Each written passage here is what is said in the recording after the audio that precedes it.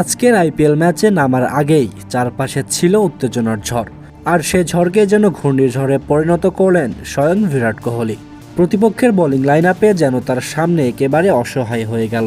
Helmet ঠিক, bat হাতে দৃঢ় ভঙ্গি আর চোখে ছিল আগুন। পাঞ্জাব কিংসের বিরুদ্ধে দ্বিতীয় ইনিংসে আরসিবির লক্ষ্য 158 রান। লক্ষ্য তারায় নেমে শুরুতেই 1 রান করে ফিরে যান ফিল সল্ট। তবে এদিন বিরাট কোহলিকে থামাতে পারেননি পাঞ্জাব কিংসের কোনো বোলারই।